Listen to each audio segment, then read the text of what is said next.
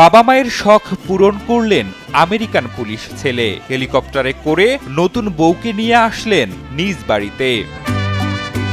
ছেলে American police হলেও ভোলেননি বাবা মায়ের স্বপ্নের কথা। মাকে দেয়া সেই কথা রাখতে হেলিকপ্টারে করে নববধূকে নিয়ে আসলেন বাড়িতে। আর সেই দৃশ্য দেখতে গ্রামের ধান ক্ষেতের জমিতেই ভিড় করেন উৎসুক এলাকাবাসী।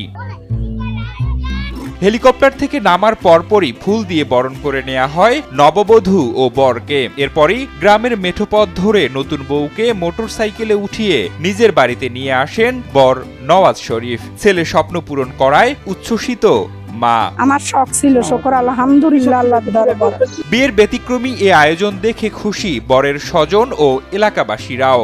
আমাদের ফ্যামিলি বর্গের থেকে আমাদের ইচ্ছে পূরণ হয়েছে। আমার ভাতিজারে আমরা বিয়ে করামো, হেলিকপ্টারে বউ এই দেশে আনবো।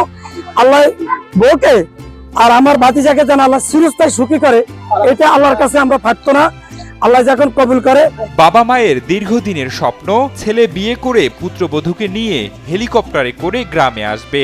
আর সেই স্বপ্ন বাস্তবায়নে ২৬শে মার্চ বিকেলে নতুন বউ ইশরাত জাহান সামিয়াকে নিয়ে হেলিকপ্টারে করে নোয়াখালীর চাটখিল উপজেলার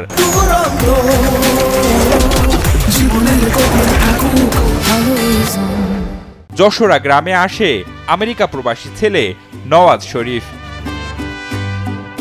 এ সময় নতুন বর কনেকে দেখতে ধান ক্ষেতের মধ্যখানেই হেলিকপ্টার আরোহণের প্রায় ২ ঘন্টা আগে থেকে ভিড় করেন উৎসুক এলাকাবাসী। নতুন বউ বাড়িতে আসায় খুশি বাড়ির লোকজনও।